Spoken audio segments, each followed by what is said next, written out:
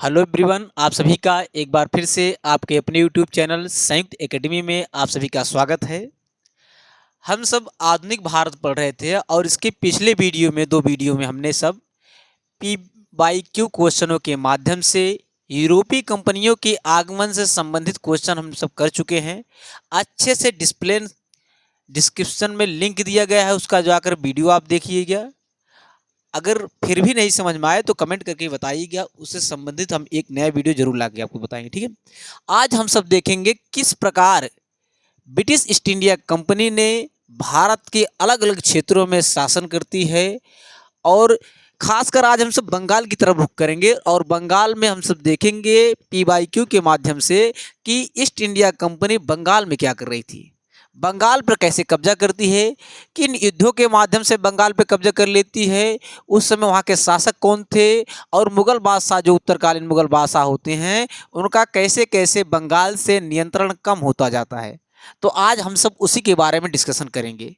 तो चलिए, आप देखना शुरू कर चुके हैं संयुक्त एकेडमी, हमारा नाम है दीपक कुमार निषाद। आइए चलते हैं हम सब पहले क्वेश्चन पे और अच्छे से समझते हुए चलेंगे, आपको एक एक क्वेश्चन समझाते हुए। ठीक है, पहला क्वेश्चन आप ध्यान से इत्मीनान से पढ़िए और उसके बाद इसका जवाब हेरने का प्रयास करिए। क्वेश्चन हम थोड़ा बड़ा करते हैं जिससे आपको देखने में दिक्कत ना हो। ठीक है, क्वेश्चन कहा जा रहा है कह रहा है निम्नलिखित में से कौन एक मुगल सम्राट द्वारा नियुक्त बंगाल का अंतिम गवर्नर था। कह रहे हैं कि निम्नलिखित में से कौन एक मुगल सम्राट द्वारा नियुक्त बंगाल का अंतिम गवर्नर था। आप जब पढ़ते होंगे तो मुगल बादशाह का जब शासनकाल 1707 जिसमें औरंगजेब की मृत्यु हो जाती है तो उत्तरकालीन जो मुगल बादशाह होते हैं वो उतने शक्तिशाली नहीं होते हैं, जिससे अंग्रेज धीरे धीरे जो है बंगाल पर कब्जा करने लगते हैं। तो इस आपसे पूछा जा रहा है कि निम्नलिखित में से कौन एक मुगल सम्राट द्वारा नियुक्त बंगाल का अंतिम गवर्नर था, तो उसका नाम था मुर्शीद कुली खां। क्या था? मुर्शीद कुली खां। मुर्शीद कुली खां जो था, यह जो बंगाल का अंतिम गवर्नर था, किसके द्वारा नियुक्त? औरंगजेब के द्वारा नियुक्त किया गया था। अगर आप सिराजुद्दौला के बारे में पढ़ेंगे या इसके बारे में थोड़ा और हम सब देख लेते हैं जो है, आइए इसके बारे में यहाँ पर ये देख लेते हैं हम सब जो है। हाँ, आइए इसके बारे में अच्छे समझते हैं। अगर सिराजुद्दौला के बारे में आप देखेंगे तो सिराजुद्दौला के ही समय में बंगाल में क्या हुआ था? प्लासी का युद्ध हुआ था। किसका युद्ध हुआ था? प्लासी का युद्ध। हमने पिछले भी वीडियो में आपसे डिस्कशन किया था प्लासी का युद्ध जो हुआ था, इससे अंग्रेज क्या करते हैं? बंगाल पे कब्जा जमा लेते हैं। लगभग बंगाल के बताते हैं कि जो प्लासी का युद्ध हुआ था वो अंग्रेजों की कूटनीति का परिणाम था। किसका परिणाम था? कूटनीति का परिणाम था। लेकिन जब बक्सर का युद्ध होता है 1764 ईस्वी में 22 अक्टूबर, उसमें क्या करते हैं? अंग्रेजों के सैनिक प्रतिभा का प्रमाण मिलता है, क्योंकि वो उसमें जो था प्लासी के युद्ध में, तो उसमें जो रॉबर्ट क्लाइव जो है सिराजुद्दौला के जो विपक्षी थे उनको अपने में मिलाकर और उनके साथ विश्वासघात कराता है। लेकिन बक्सर के युद्ध में क्या होता है? वह अपने सैनिक प्रदर्शन का यूज करता है और भारत में आधिपत्य, बंगाल में और भारत के साथ साथ बंगाल में भी अपना आधिपत्य स्थापित कर लेता है। तो प्लासी का अगर युद्ध पूछे किसके शासनकाल में हुआ था? सिराजुद्दौला के समय में हुआ था। बंगाल का ये भी शासक था। मीर जाफर जो था इसी ने ही सिराजुद्दौला के साथ विश्वासघात किया था। अच्छा, कभी कभी आप सोचते होंगे कि प्लासी का युद्ध क्यों हुआ? ऐसा क्या आप पढ़ा कि प्लासी का युद्ध हुआ? तो ऐसी बात थी कि बंगाल में जब जो था उस समय भारत में जो शासन करने के लिए कंपनियां आ रही थी, तो फ्रांस की भी कंपनी थी। फ्रांस की कंपनी चंद्रनगर पर शासन कर, वहां पर जो है किलाबंदी करनी शुरू कर दी थी। वैसे अंग्रेज जो थे बंगाल में किलेबंदी करना शुरू कर दिए थे, जिससे वहां का जो सम्राट सिराजुद्दौला था वह एक महत्वाकांक्षी शासक था और वह नहीं चाहता था कि कोई भी उसके शासनकाल में या साम्राज्य में आकर किलेबंदी करे, सैनिक रखे। इससे वह दुखी था और इससे जो है यहाँ पर आता है और इस पर जो है उनको जो दंडित करने का प्रयास करता है और सफल भी होता है। और यहाँ से जो है बताते हैं, इसके पहले एक ब्लैक होल की घटना होती है, अभी आपको उसको बताएंगे। ब्लैक होल की घटना ही बताते हैं कि प्लासी के युद्ध का कारण बनती है। ब्लैक होल की घटना के बारे में जो बताता है जे डहालवेल बताता है। लेकिन उस समय के जो मुस्लिम इतिहासकार थे गुलाम हुसैन, उनकी एक पुस्तक थी उसमें जो है, लेकिन इसके बारे में स्पष्ट जानकारी नहीं मिलती है। लेकिन जे हालवेल जो था वो बताता है कि प्लासी के ब्लैक होल की घटना हुई थी। उसमें एक कोठरी में जो सिराजुद्दौला थे, उन्होंने एक कोठरी में लगभग 146 अंग्रेजों को बंद कर दिया था, बताते हैं। और उसमें क्या हुआ था, उसमें बताया कि 146 में कुछ ही लोग जो है 22-23 लोग बचे थे। उसमें बताता है कि मैं भी था। जब इसकी जानकारी रॉबर्ट क्लाइव को होती है मद्रास में, तो रॉबर्ट क्लाइव मद्रास से अपनी सेना लेकर कहाँ चलता है, बंगाल की तरफ रुख करता है। 1756 ईस्वी की बात बता रहे हैं। ब्लैक होल की घटना 1756 ईस्वी में हुई थी। अब इसको अभी हम क्वेश्चन में डाले हैं, तभी आपको अच्छे से क्लियर हो जाएगा। बाकी यहाँ पर थोड़ा समझ लेते हैं, ठीक है। तो मद्रास से वह अपना सेना लेकर जो है और कहाँ चलता है, मद्रास से अपनी सेना लेकर बंगाल की तरफ चलता है। और वहां जाने के बाद सबसे पहले सिराजुद्दौला का एक सेनापति था मीर जफर, उसको जाकर धन का लालच देकर और पद का लालच देकर अपने में मिला लेता है। और उसके बाद अलीनगर की संधि करता। अलीनगर क्या पहले पश्चिम बंगाल नाम था, उसको बाद में जहां पर बांग्लादेश पश्चिम बंगाल था उसका नाम रख दिया था अली, कलकत्ता का नाम अलीनगर कर दिया था। उसके बारे में बहुत ज़्यादा अपना घबराइए। लेकिन यहाँ पर इसका जो सही जवाब है, इसका सही जवाब है मुर्शीद कुली खां। क्या जवाब है, मुर्शीद कुली खां। तो निम्नलिखित में से पूछा गया, निम्नलिखित में से कौन सा एक मुगल सम्राट द्वारा नियुक्त बंगाल का अंतिम गवर्नर था, तो मुर्शीद कुली खां था। ठीक है, आइए क्वेश्चन नंबर आगे चलते हैं। क्वेश्चन नंबर दूसरा देखते हैं। क्वेश्चन नंबर दूसरे पर आइए देखते हैं। इसको जो है और बड़ा कर लेते हैं थोड़ा, ठीक। क्वेश्चन नंबर दूसरा चलते हैं। क्वेश्चन नंबर दूसरा बहुत इंपॉर्टेंट क्वेश्चन, ऐसे क्वेश्चन आपको जरूर एग्जाम में देखने को मिलेंगे, तो इनको आज देखते हुए चलिए, ठीक है। क्वेश्चन नंबर दूसरा कहा रहा है कि ब्लैक होल की घटना, कौन सी घटना, ब्लैक होल की घटना कब घटित हुई थी। देखिए वही क्वेश्चन जो आपको हम बता रहे हैं कि जो ब्लैक होल की घटना से ही जो है प्लासी का युद्ध होता। अगर ब्लैक होल की घटना नहीं होती या जे हालवेल जाकर रॉबर्ट क्लाइव को ना बताया होता, तो हो सकता है प्लासी का युद्ध होता ही ना, ठीक है। तो कह रहे हैं ब्लैक होल की घटना, कालकोठरी की घटना कब घटित हुई थी, आपको डेट बताना है। ऑप्शन नंबर पहला देखिए इसमें क्या है, 23 जून 1757 को। ऑप्शन नंबर बी है 22 अक्टूबर 1764 को। ऑप्शन नंबर सी है 20 जून 1756 को, या डी इनमें से कोई नहीं। तो हर एक ऑप्शन में आपको कुछ न कुछ पॉइंट जरूर देखने को मिलेंगे, ठीक है। इसलिए हर एक ऑप्शन को अच्छे से देखना है। अगर हम देखें 23 जून 1757 को, तो यह प्लासी का युद्ध हुआ था। क्या हुआ था, प्लासी का युद्ध हुआ था। इस समय क्या हुआ था, प्लासी का युद्ध हुआ था। और प्लासी का युद्ध किसके मध्य हुआ था, रॉबर्ट क्लाइव और बंगाल के नवाब सिराजुद्दौला के मध्य हुआ था। जिसमें क्या होता है, सिराजुद्दौला पराजित होता है, क्योंकि उसका सेनापति मीर जाफर जाकर अंग्रेजों से मिल जाता है। वहाँ का एक व्यापारी बहुत बढ़िया था, बताते हैं बहुत शक्तिशाली व्यापारी था, मणिक चंद्र नाम था उसका, बंगाल का। तो भी जाकर जो है राजा का साथ नहीं देता है सिराजुद्दौला का, और विश्वासघात करके जो है कि अंग्रेजों को मिल जाता है। और अंग्रेज क्या करते हैं, धीरे धीरे बंगाल पे कब्जा कर लेते हैं। अगर यहाँ पर देखेंगे 22 अक्टूबर 1764, तो आपको हम ख्याल याद कराना चाहें, इसके नेक्स्ट वीडियो में हमने बताया था कि 22 अक्टूबर 1764 में क्या हुआ था, बक्सर का युद्ध हुआ था। बक्सर का युद्ध हुआ था, ठीक। बक्सर का युद्ध हुआ था। देखिए हमने एक क्वेश्चन में जो ऑप्शन रखा है, जिससे आपके जो पुराना पढ़ाया हुआ है उससे याद होता रहे, इसीलिए हमने ऑप्शन में जानबूझकर ऐसी चीज रखा है, जिससे आपको प्रीवियस ईयर जो रिवीजन होते हुए चले, ठीक है।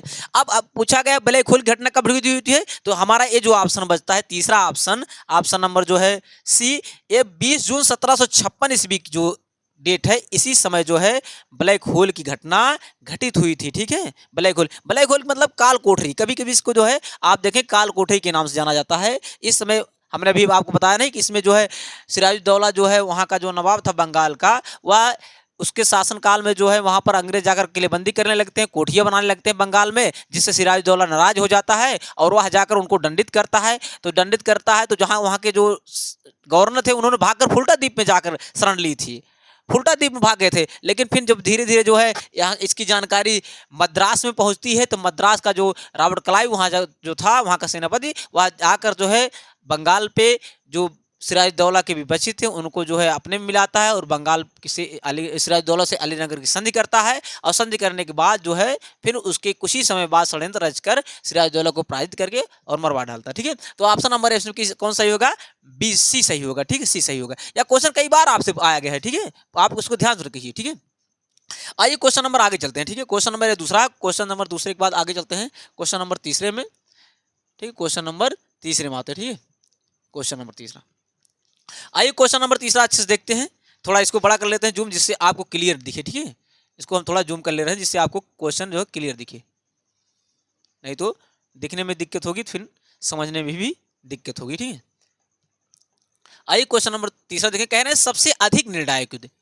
समझिए क्वेश्चन वही रहते हैं लेकिन इनको इधर उधर चेंज करके पूछा जाता है, इसलिए हमने जहां से संबंधित हो बंगाल से जैसे भी क्वेश्चन बन सके उनको अच्छे से लाएं, आप समझते हुए सिर्फ चलिए। ठीक है, कह रहे हैं सबसे अधिक निर्णायक युद्ध वह कौन सा युद्ध था जो निर्णायक युद्ध था जिसमें अंग्रेजों को भारत में प्रभुत्व स्थापित किया। कहा जा रहा है कि वह कौन सा ऐसा युद्ध था जिस युद्ध से भारत में निर्णायक युद्ध कहा गया है। कौन सा युद्ध? निर्णायक युद्ध है जिसे भारत में और भारत के साथ साथ अंग्रेजों को जो है बंगाल में अपना प्रभुत्व स्थापित करने का मौका मिला। तो युद्ध था बक्सर का युद्ध। कौन सा युद्ध था? बक्सर का युद्ध। अब कब हुआ था? अभी हमने डेट पढ़ा, आप ख्याल करिए 22 अक्टूबर। कब? 22 अक्टूबर 1764 ईस्वी को हुआ था। कब हुआ था? 22 अक्टूबर 1764 ईस्वी को हुआ था बक्सर का युद्ध। बक्सर के युद्ध से ही अंग्रेज इसमें अपने सैनिक प्रदर्शन करते हैं और इसमें जो है जो प्लासी का युद्ध वो तो कूटनीति थी, लेकिन इसमें बक्सर के युद्ध में इन्होंने क्या किया? अपना सैनिक प्रदर्शन करते हैं।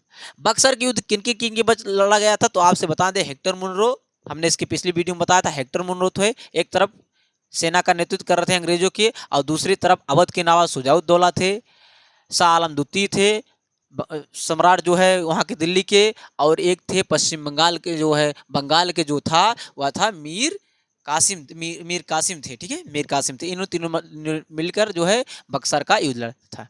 वाडिसवाड का युद्ध किसका? वाडिसवाड का युद्ध कब हुआ था? 1760 ईस्वी में। कब हुआ था? 1760 ईस्वी में। और इस युद्ध से फ्रांसीसियों का भारत में जो व्यापार था उनका व्यापार धीरे धीम हो जाता है और अंग्रेज क्या करते हैं? उनको धीरे धीरे व्यापार क्षेत्र से बाहर कर देते हैं फ्रांसीसियों को। तो अगर पूछे कि फ्रांसीसियों ने किस युद्ध के बाद, फ्रांसीसियों का किस युद्ध के बाद अंग्रेजों ने फ्रांस को व्यापार क्षेत्र से बाहर कर दिया, तो किस युद्ध से? वाडिसवाड के युद्ध से। ठीक है, प्लासी का युद्ध कब हुआ था? हमने भी बताया कब हुआ था, 1757 ईस्वी में। इस युद्ध में जो है मीर जाफर जो है सिराजुद्दौला के साथ विश्वासघात था। और पानीपत का तृतीय युद्ध पूछे तो 1700 कब हुआ था? 1761 ईस्वी में। कब हुआ था? 1761 ईस्वी में पानीपत का तीसरा युद्ध हुआ था। अहमद शाह अब्दाली और मराठों के मध्य हुआ था। ठीक है, किसके मध्य? इस चलिए एक स्लाइड हम ले लेते हैं पानीपत का युद्ध। आज हम तीनों पानीपत का युद्ध देख लेते हैं। ठीक है, आपको अच्छे समझा देते हैं।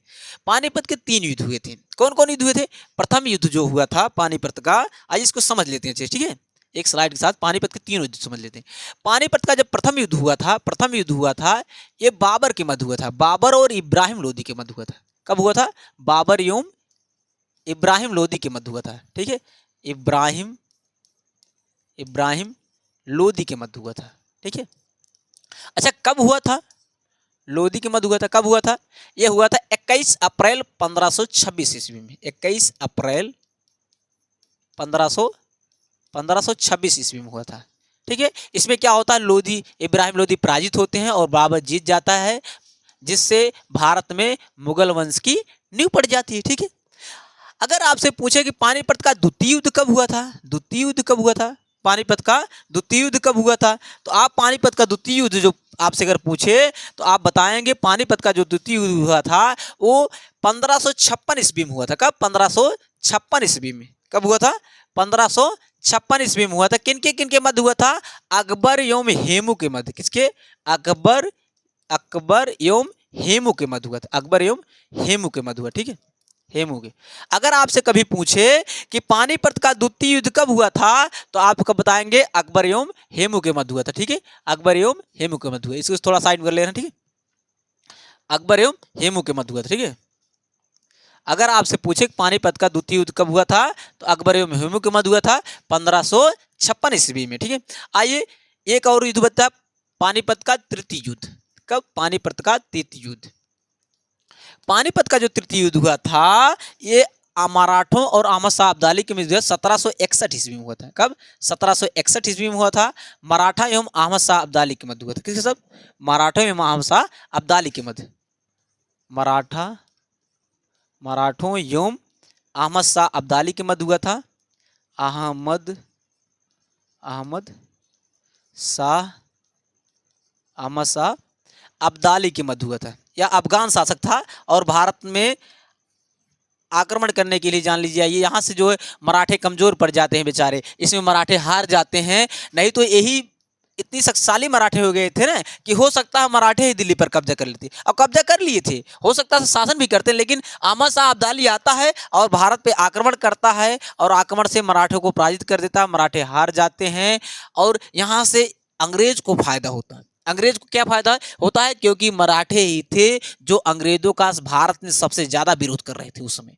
और जब अहमद शाह अब्दाली आता है, मराठों को पराजित कर देता है, तो मराठे भी कमजोर हो जाते हैं। अहमद शाह अब्दाली यहाँ से आक्रमण करके भारत से चला जाता है अफगान, तो मराठे क्या होते हैं? कमजोर हो जाते हैं। और इंग्लैंड की जो कंपनी थी, अंग्रेज जो थे, वो धीरे धीरे भारत पे, उनका जो एक प्रतिद्वंदी था मराठा, वो खत्म हो चुके थे, तो उनको शासन करने में और आसानी हो जाती, भारत पर कब्जा करने में और आसानी हुई। ठीक है, तो यहाँ से आपको पानीपत के तीनों युद्ध पता चलेंगे एक स्लाइड में। आप इसको या तो स्क्रीनशॉट लीजिए या नोट कर लीजिए। चलिए आइए चलते हैं। ठीक है, क्वेश्चन नंबर, आगे चलते हैं। क्वेश्चन नंबर हम सब देखेंगे, यहां तक हम देख चुके। क्वेश्चन नंबर चौथा पे चलते हैं। ठीक, क्वेश्चन नंबर चौथा कह रहा है, अच्छे से इसको देखिएगा, एक बार इनको रीड करिएगा। हम थोड़ा इसको बड़ा कर दे रहे हैं, जूम कर दे रहे हैं, ठीक है, जिससे आपको दिखने में दिक्कत ना हो।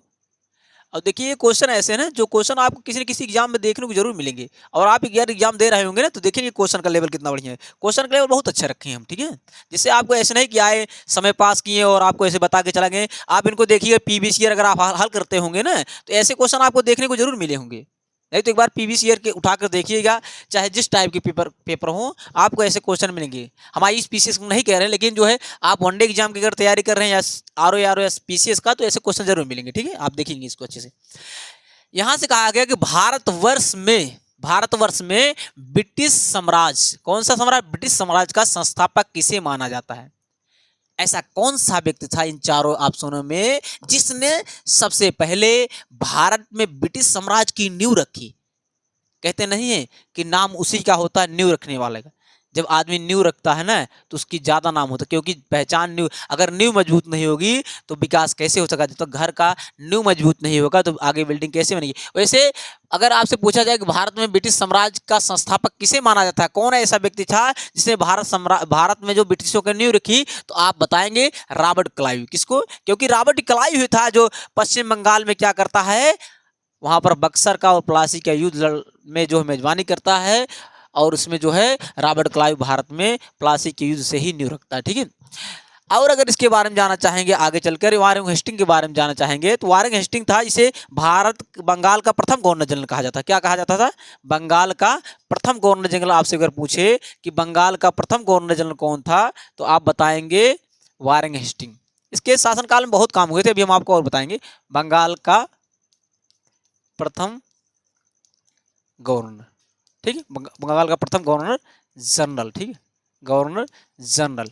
आइए एक स्लाइड अलग से ले रहे हैं। ठीक है, पहले इसको उत्तर जान चुके हैं आप कि भारत में ब्रिटिशों का नींव रखने वाला कौन था? Robert Clive. आइए एक अलग से ले रहे हैं स्लाइड, जिससे और अच्छे से हम समझ सकें। ठीक है, आइए हम एक स्लाइड ले रहे हैं, यहाँ जोड़ ले रहे हैं आपके स्लाइड। ठीक है, कि किसके बारे में? वारेन हेस्टिंग के बारे में जानते हैं। ठीक है, वारेन हेस्टिंग के बारे में आइए जानते हैं हम सब। और वारेन हेस्टिंग्स, देखिए जो ऑप्शन आपको दिखे, उन ऑप्शनों पे भी विचार करेंगे, तो इससे क्या होगा, एक ही क्वेश्चन में आपको और भी जानकारी मिल जाएगी, और ऐसी जानकारी छोटी छोटी आप इकट्ठा करेंगे, तो आप इन्हीं को नोट्स बनाएंगे, तो और आपकी मजबूती होगी। ठीक है, इसीलिए हम चाहते हैं कि एक क्वेश्चन से आपको और भी जानकारी जो हो सके, आपको चारों ऑप्शन के बारे में डिस्कशन किया जाए। ठीक है, और अगर आपको ऐसा डिस्कशन अच्छा लगे तो लाइक जरूर करिएगा, और कमेंट में बताइएगा भी कि ऐसे डिस्कशन आपको अच्छा लगता है। वारेन हेस्टिंग के समय में क्या हुआ था, इसे क्या कहते हैं? भारत में बंगाल का प्रथम गवर्नर जनरल कहा जाता है। ठीक, पहली बात तो हमने इसके पहले देख ली है, तो यहाँ लिखेंगे नहीं। दूसरा काम है सर विलियम जोन्स। कौन? सर विलियम्स जोन्स जो थे, इसी के समय में सर विलियम्स जोन्स, ठीक, सर विलियम जोन्स जो थे, इसी के समय में बंगाल में एशियाटिक सोसाइटी की स्थापना करते हैं। क्या? Asiatic society, Asiatic society, Asiatic society. और इसी के माध्यम से, ऐतिहासिक सोसाइटी के माध्यम से अभिज्ञान शकुंतलम, जो महाकवि कालिदास के द्वारा रचित अभिज्ञान शकुंतलम है, उसका अंग्रेजी में अनुवाद कराया जाता है, किया जाता है। ठीक है, और इसके बारे में इस पर महाभियोग भी चलाया जाता है।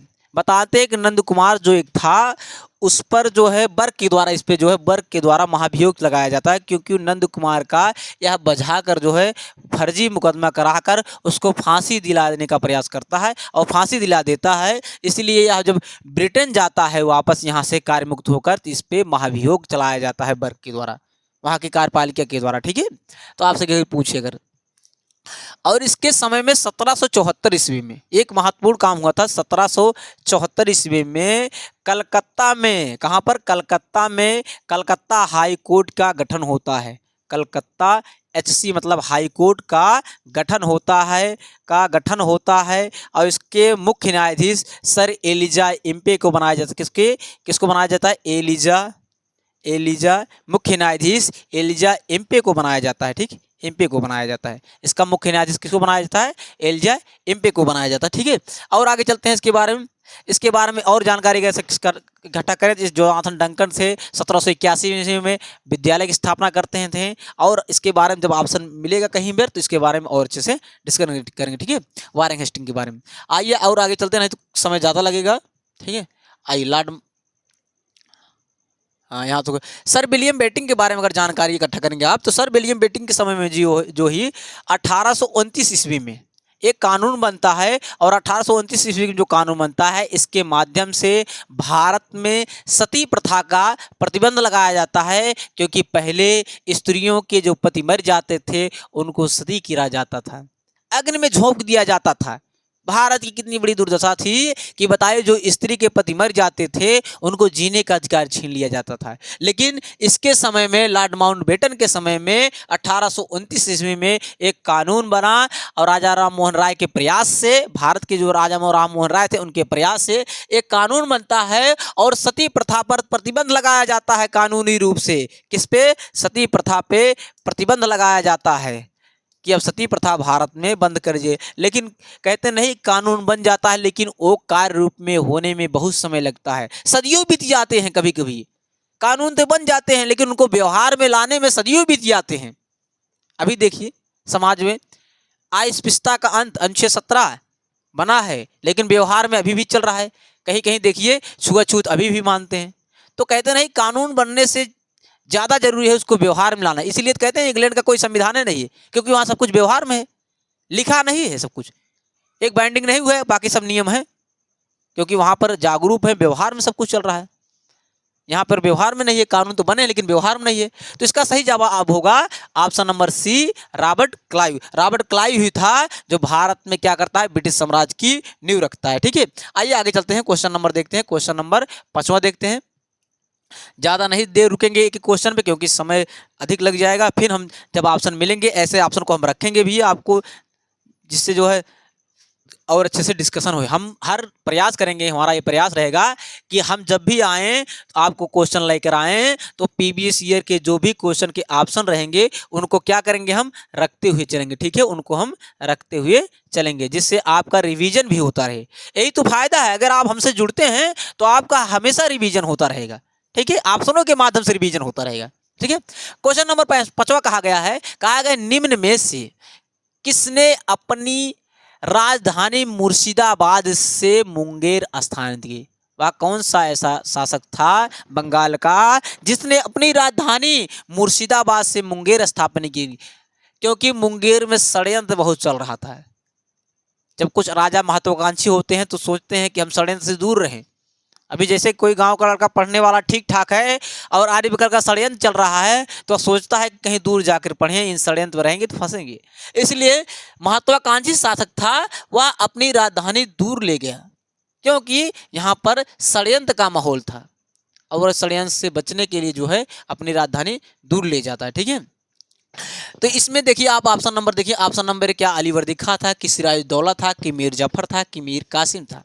ठीक है, अब राजधानी का क्रम देखेंगे तो पश्चिम बंगाल की जो राजधानी है पहले मुर्शिदाबाद रहती है। कहाँ? मुर्शिदाबाद। इसकी राजधानी बहुत परिवर्तित होती है, पहले मुर्शिदाबाद फिर मुंगेर। राजधानी कहाँ थी? मुर्शिदाबाद थी, मुर्शिदाबाद। मुर्शिदाबाद जब अंग्रेजों के षड्यंत्र का हब बन जाता है तो उसकी राजधानी अपना मुंगेर स्थापित करते हैं। और कौन करते हैं मुंगेर स्थापित? मुंगेर करते हैं मीर कासिम। कौन? मीर कासिम। मीर जफर के बाद मीर कासिम ही बनता है शासक, ठीक है, बंगाल का। और सिराजुद्दौला के बारे में आप जान सके, अलीवर्दी खां कहा करता था, अलीवर्दी खां का एक प्रसिद्ध कोट है, वह कहा करता था कि अंग्रेज मधुमक्खी के छत्ते के समान है। किसके समान है? मधुमक्खी के छत्ते के समान है। अगर इनको न छेड़ा जाए तो ये शहद देंगे, अगर इनको छेड़ दिया जाए तो मारकर खा जाएंगे, ये कहा करता था, ठीक है। इसीलिए अलीवर्दी खां को और क्वेश्चन नहीं बनता अक्सर। आइए क्वेश्चन नंबर चलते हैं छठे पे। इसका सही जवाब होगा मीर कासिम होगा, ठीक है। कौन सा जवाब ऑप्शन सही होगा? ऑप्शन नंबर डी सही होगा, मीर कासिम, ठीक है। आइए क्वेश्चन नंबर आगे चलते हैं। क्वेश्चन नंबर 5 के बाद क्वेश्चन नंबर 6 चलते हैं, ठीक है। क्वेश्चन नंबर 6वां जो है, क्वेश्चन नंबर 6वां कह रहे हैं, क्वेश्चन नंबर आप 6वां पूछा, निम्नलिखित में से किस शासक ने बंगाल, बिहार और उड़ीसा की दीवानी स्थायी रूप से दे दिया अंग्रेजों को? इसको अंग्रेजों को कह रहे हैं कि निम्नलिखित में से किस शासक ने बंगाल, बिहार और उड़ीसा की राजधानी स्थायी रूप से अंग्रेजों को दे दिया? इसमें हमारा जो सही जवाब होगा यह शाह आलम द्वितीय। कौन था? शाह आलम द्वितीय ही था यह, कि जिसने जो है बंगाल, बिहार और उड़ीसा की राजधानी, उड़ीसा को जो है दीवानी स्थायी रूप से अंग्रेजों को दे दिया। और इसके साथ जो है इलाहाबाद की संधि होती है। क्या? इलाहाबाद की संधि। इसे जब इलाहाबाद, बक्सर के युद्ध में जब या पराजित होते हैं सब, तो इलाहाबाद में रखा जाता है और इलाहाबाद की संधि होती है। और उस संधि के माध्यम से अंग्रेज क्या करते हैं? इनको पेंशन भोगी के रूप में रख देते हैं। अब इनको सिर्फ पेंशन दिया जाता था, 26 लाख रुपए एक साल पर मंथ जो पेंशन दिया जाता था, और इनके उस बे के लिए 53 लाख रुपए दिए जाते थे कि अब आप पेंशन लीजिए, आराम कीजिए, बाकी शासन व्यवस्था कौन देखेंगे? अंग्रेज देखेंगे, ठीक है। इस तरह एक कठपुतली की तरह हो जाते थे, ठीक है। इसके बाद शाह आलम के द्वितीय के बाद अकबर द्वितीय बनते हैं। यह उतना इंपॉर्टेंट नहीं थे क्योंकि ये कठपुतली शासक होते थे, पेंशन भोगी शासक होते थे। अगर फारूक सियर के बारे में देखेंगे तो फारूक सियर को जो है घृत कायर के नाम से उपाधि दी जाती थी, घृत कायर, ठीक, घृत कायर। अब अगर जहांदार शाह को देखेंगे तो जहांदार को लंपट मूर्ख कहा जाता था इतिहास में। जहांदार शाह को क्या कहा जाता था? लंपट मूर्ख। क्या कहा जाता था? लंपट मूर्ख के नाम से जाना जाता था। देखिए जब हम इसका स्पेशल क्लास आपको लाएंगे ना, जब इसको टॉपिक वाइज करेंगे, अभी तो एमसीक्यू देख रहे हैं, इसके बाद जब इसका टॉपिक लाएंगे तो अच्छे से डिसिप्लिन से आपको अच्छे से एक्सप्लेन करते हुए चलेंगे, ठीक है। बाकी ऑप्शन देखते हुए एक निगाह से चलेंगे, ठीक है। आइए क्वेश्चन नंबर चलते हैं 7 पे। क्वेश्चन नंबर 7 देखते हैं। क्वेश्चन नंबर 7 कहा गया है आपसे, क्वेश्चन नंबर 7 कह रहे हैं, नादिर शाह के आक्रमण के समय, किसके? नादिर शाह के आक्रमण के समय किस मुगल बादशाह का शासन था? नादिर शाह जब भारत में आक्रमण किया था करनाल के युद्ध में, इसने क्या किया था? आक्रमण किया था। किस युद्ध में? इसकी युद्ध जो हुआ था, एक हुआ था करनाल का युद्ध, ठीक। कौन सा युद्ध? करनाल का युद्ध,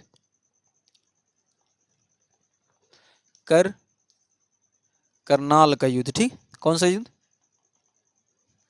नादिर शाह के द्वारा जो है करनाल का युद्ध हुआ था। और इस युद्ध में जो है इसने जो है भारत से मयूर सिंहासन, तख्ते ताउस जिसे कहा जाता है, कोहिनूर हीरा लेकर कहाँ चला जाता है? ईरान चला जाता है। कहाँ चला जाता है? ईरान। यही तो था जो शाहजहां के द्वारा बनवाए गए तख्ते ताउस, मयूर सिंहासन को भारत से उठा ले जाता है, बहुत धन उठा के ले जाता है। तो इसका करनाल का युद्ध हुआ था और इसने ही जो है तख्ते ताउस,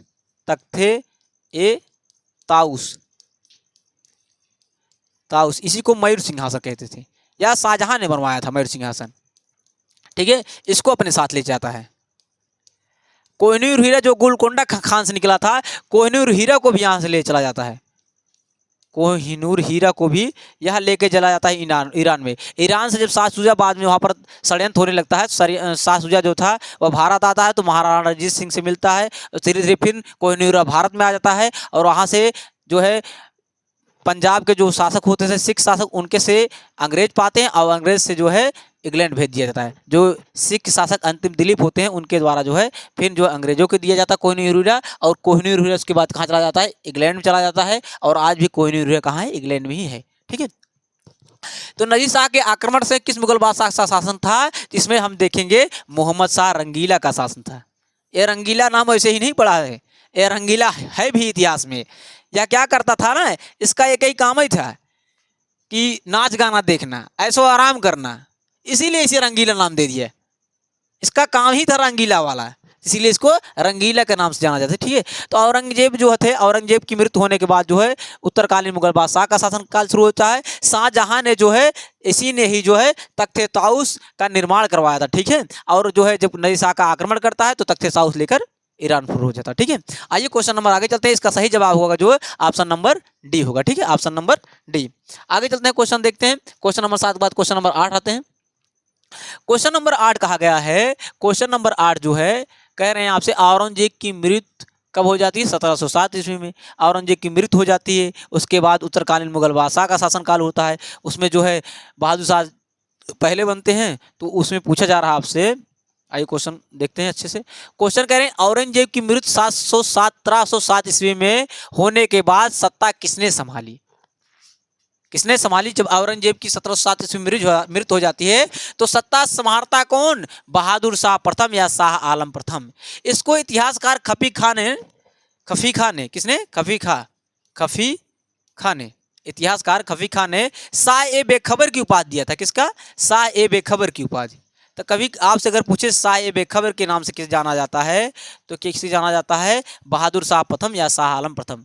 जब औरंगजेब की मृत्यु हो जाती है ना, तो 3 भाइयों में जो युद्ध हो जाता है शासन में रखने के, या सबसे उम्रदराज था व्यक्ति, लेकिन फिर भी वह विजयी होता है। औरंगजेब की मृत्यु के बाद सिंहासन पर बैठता है। ठीक है, फारूकी के बारे में हमने बता ही दिया था। जहांदार को लंपट मूर्ख कहते, फारूकी धृतकार कहते थे, तो इसके बारे में हमने डिस्कशन कर दिया था।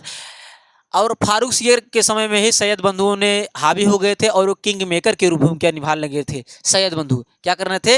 राजा बनाने लगे थे, क्योंकि फारूक सियर जब और कमजोर हो जाता तो था जहांदार शाह के बाद फारूक सियर शासन करता है, और उसके समय में सैयद बंधु हावी हो जाते हैं और वो क्या करते हैं? किंग मेकर की भूमिका निभाने लगते हैं, शासक बनाना शुरू कर देते हैं। ठीक है, तो अगर आपसे पूछे कि फारूक सियर के समय में ही फारूक सियर सैयद बंधुओं के ही सहयोग से शासन कर रहा था, उसके ही सहयोग से वह शासन बैठा था। ठीक है, तो इसका सही जवाब होगा ऑप्शन नंबर बी।